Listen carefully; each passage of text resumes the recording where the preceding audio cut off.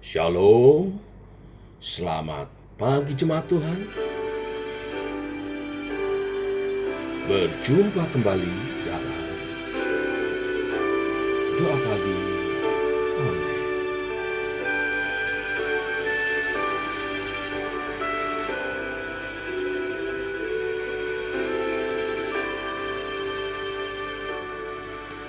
Kami datang penuhi panggilan-Mu Tuhan,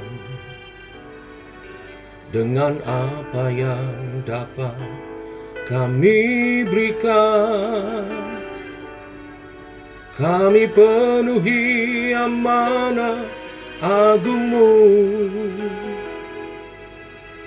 menyelamatkan jiwa yang tersesat. Kami datang penuhi panggilan-Mu Tuhan, dengan apa yang dapat kami berikan. Kami penuhi amanah agung-Mu, melayani yang lelah dan berbeban. Urapi kami Tuhan dengan kuasa Roh Suci, berikan hati yang terbeban dan penuh kasih ilahi. Penuhi kami dengan kuasa dari tempat yang tertinggi, dan teguhkan semua kesaksian.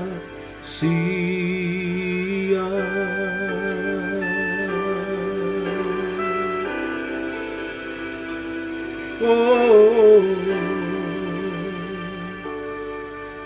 kami datang penuhi panggilan-Mu Tuhan,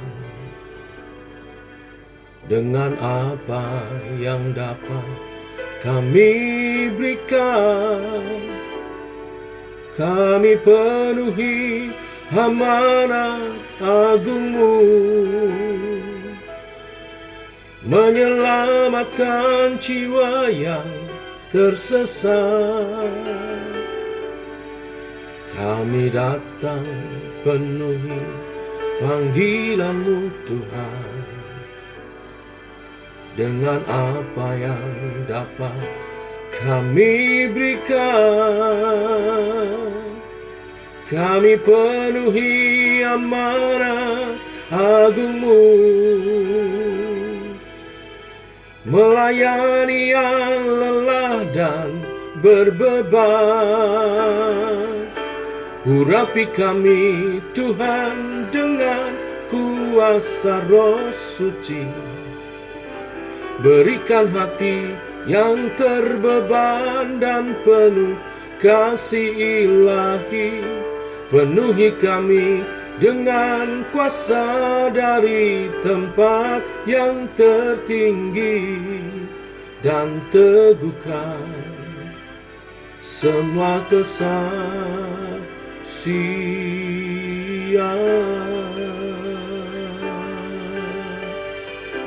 Oh,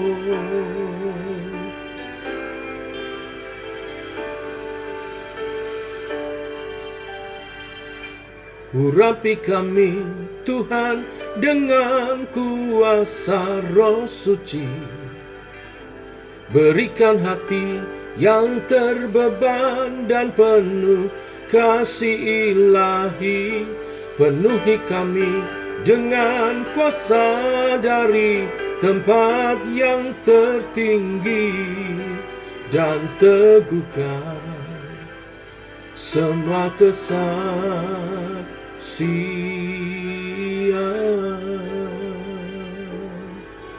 Dan teguhkan semua kesaksian.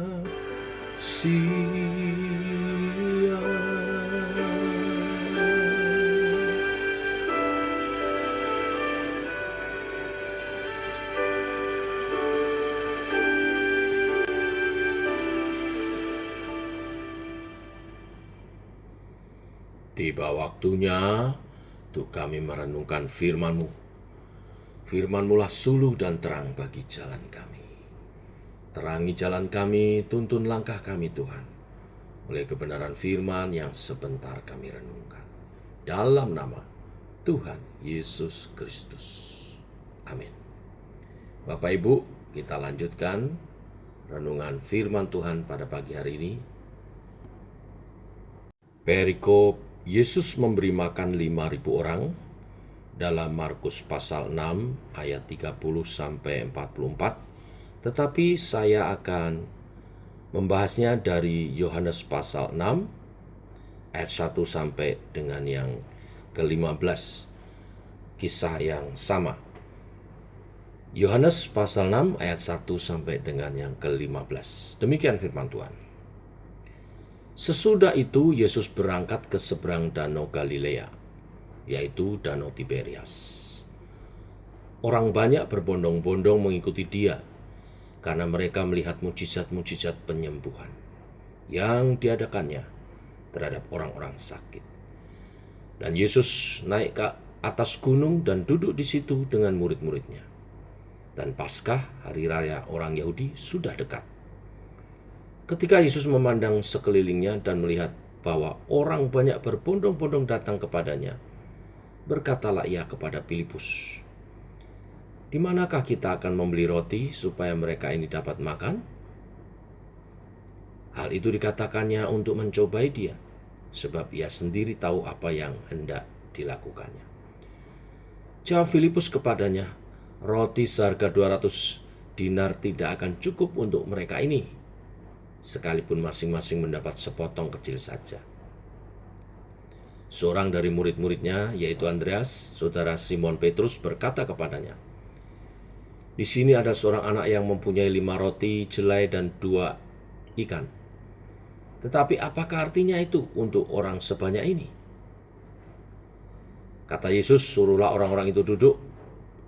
Adapun di tempat itu banyak rumput, maka duduklah orang-orang itu, kira-kira 5.000 laki-laki banyaknya. Lalu Yesus mengambil roti itu, mengucap syukur dan membagi-bagikannya kepada mereka yang duduk di situ. Demikian juga dibuatnya dengan ikan-ikan itu sebanyak yang mereka kehendaki.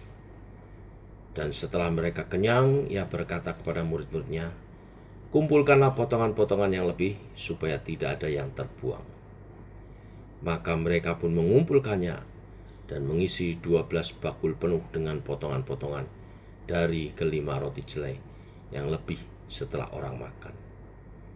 Ketika orang-orang itu melihat mujizat yang telah diadakannya, mereka berkata, "Dia ini adalah benar-benar nabi yang akan datang ke dalam dunia." Karena Yesus tahu bahwa mereka hendak datang dan hendak membawa dia dengan paksa untuk menjadikan dia raja, ia menyingkir pula ke gunung seorang diri.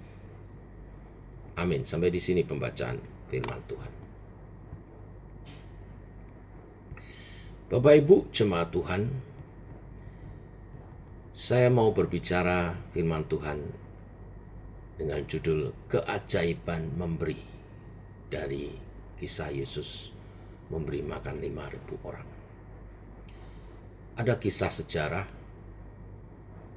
seorang gadis kecil menangis dekat sebuah gereja yang kecil. Dia menangis karena dia baru saja ditolak masuk gereja itu dengan alasan sudah terlalu penuh, tidak ada tempat lagi buat dia. Gadis ini berkata, "Aku tidak bisa ikut sekolah minggu."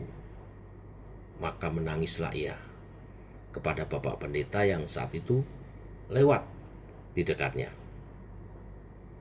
Melihat penampilannya yang begitu lusuh dan tidak terawat, Bapak Pendeta mencoba memahami alasan kenapa anak itu tidak bisa ikut sekolah minggu. Bapak Pendeta mencoba memahami alasannya kenapa anak itu tidak bisa ikut sekolah minggu, lalu Bapak Pendeta itu menggandengnya dan membawanya masuk dan akhirnya menemukan tempat untuknya di satu kelas. Anak itu begitu tersentuh atas sikap Bapak Pendeta hingga dia terus memikirkan tentang anak-anak lain yang tidak mempunyai tempat untuk mengenal Yesus. Kira-kira 2 tahun kemudian, anak itu ditemukan meninggal dunia di rumah petaknya yang sangat sederhana. Orang tuanya memanggil bapak pendeta yang baik hati itu untuk mengatur pelayanan pemakamannya. Saat tubuh gadis kecil itu dirawat, mereka menemukan sebuah dompet bekas yang sudah usang, yang mungkin dipungutnya dari sampah. Di dalam dompet itu ada uang 57 sen dan sebuah catatan kecil dengan tulisan yang berbunyi, "Uang ini untuk membangun gereja kecil menjadi lebih besar, akan makin banyak anak yang bisa pergi sekolah minggu." Rupanya selama 2 tahun, gadis kecil ini mengumpulkan uang itu sebagai persembahan. Bapak pendeta menangis saat membaca tulisan itu, dan dia tahu apa yang harus dilakukannya. Dengan membawa tulisan itu ke mimbar, dia menceritakan kasih yang tulus dan kesetiaan yang dimiliki anak kecil itu kepada jemaatnya. Dia kemudian menantang para diaken untuk segera bekerja dan mengumpulkan uang guna membangun gedung yang lebih besar. Ternyata kisahnya tidak berakhir di situ. Sebuah surat kabar mempelajari kisah ini dan mempublikasikannya. Kisah ini dibaca oleh banyak orang, dan seorang donatur kemudian menawarkan sebidang tanah yang bernilai ribuan dolar. Saat gereja menyatakan bahwa mereka tidak mampu membeli tanah itu, sang donatur mengatakan, "Saya hanya minta dibayar 57 sen." Saudara tahu, dengan uang gadis itulah tanah untuk gereja itu dibayar. Dan setelahnya itu, sumbangan pun mengalir dari berbagai pihak, sehingga dapat membangun gereja di tanah itu. Anggota gereja memberi sumbangan yang sangat banyak. Donatur-donatur yang lain berdatangan, dan terkumpullah 250.000 dolar. Satu jumlah yang sangat banyak untuk ukuran waktu itu. Kini bila kita ke kota Philadelphia, kita akan melihat bangunan gereja baptis yang mempunyai kapasitas 3.300 tempat duduk, dan gedung universitas di mana ratusan mahasiswa dididik di dalamnya. Dan juga Good Samaritan Hospital, rumah sakit Good Samaritan, dan gedung sekolah minggu yang menampung ratusan murid, sehingga tidak satu pun anak yang harus berada di luar karena tidak mendapat tempat. Dan di salah satu ruangan di gedung itu, kita akan melihat gambar gadis kecil berwajah manis, si pemilik uang 57 sen, yang telah mengukir sejarah. Dan di sebelahnya ada gambar sang pendeta yang baik hati, yaitu pendeta Dr. Russell Cornwell. Dr. Russell Cornwell menulis buku A Crash of Diamond. Itulah keajaiban yang memberi. Itulah keajaiban dalam hal memberi. Dengan hanya 57 sen, Allah dapat memakai menjadi berkat yang besar. Demikian pula halnya dengan kesaksian firman Tuhan hari ini yang kita baca dalam Yohanes 6 ayat 1 sampai 15. Ketika Tuhan Yesus memberi makan 5.000 orang, dimulai dari mana? Dimulai dari seorang anak kecil yang menyerahkan 5 ketul roti dan 2 ekor ikan. Ternyata Tuhan dapat pakai untuk memberi makan 5.000 orang lebih. Saya katakan lebih karena dicatat 5.000 orang laki-laki, belum termasuk perempuan dan anak-anak. Bapak Ibu jemaat Tuhan, tindakan memberi itu sebenarnya sederhana. Sebab Tuhan memberi contoh kepada kita, seorang anak kecil pun dapat melakukannya. Tetapi jujur seringkali menjadi sulit, menjadi berat. Mengapa memberi menjadi berat, susah, dan rumit bagi kita? Karena ada beberapa hal yang salah. Pertama, berkaitan dengan motivasi dalam memberi. Banyak orang memberi yang tidak menjadi berkat karena di dalamnya terselip motivasi yang keliru. Memberi seharusnya menjadi sebuah ungkapan syukur atas segala berkat yang Tuhan telah limpahkan. Tetapi seringkali memberi kita pikir justru menjadi pancingan dalam tanda kutip untuk menerima sesuatu. Kita berpikir dengan memberi persembahan, Tuhan memberkati kita berlimpah-limpah. Oh iya, ada janji berkat Tuhan. Tetapi motivasi dalam memberi haruslah ucapan syukur kepada Tuhan. Karena kita bersyukur dan sebagai bukti kasih kepadanya. Sebab orang yang mengasihi tidak mungkin tidak memberi. Kita bisa memberi tanpa kasih, tetapi kita tidak bisa mengasihi tanpa memberi. Kalau kita mengasihi Tuhan, kita memberi sesuatu untuk pekerjaan Tuhan. Yang kedua, memberi tidak menjadi berkat dan menjadi sulit karena memberi bukan dengan sukacita. Menjadi berat karena memberi dengan berat hati. Mengapa bisa demikian? Karena hati kita melekat dengan harta yang kita anggap sebagai sumber kebahagiaan kita. Harta hanya titipan, harta hanyalah alat untuk kita melayani Tuhan. Jangan lupa itu. Setelah kita meninggalkan dunia, tidak ada yang kita bawa. Jadi kalau selama di dunia kita dilimpahi harta, itu dimaksudkan supaya kita pakai untuk menjadi berkat, mendukung pekerjaan Tuhan. Sehingga tidak sulit memberi. Karena hati kita tidak melekat pada harta. Hati kita melekat kepada Tuhan. Ketiga, memberi tidak menjadi berkat jikalau dilakukan hanya untuk pamer kesalehan. Hari Minggu kita sudah membahasnya. Membandingkan dua model orang. Orang Farisi yang melayani dengan pamer, dan janda miskin yang memberi persembahan dari kekurangannya dengan motivasi karena melayani Tuhan, karena mengasihi Tuhan. Tidak ada unsur pamer, tapi Tuhan Yesus memperhatikan, melihat itu semua.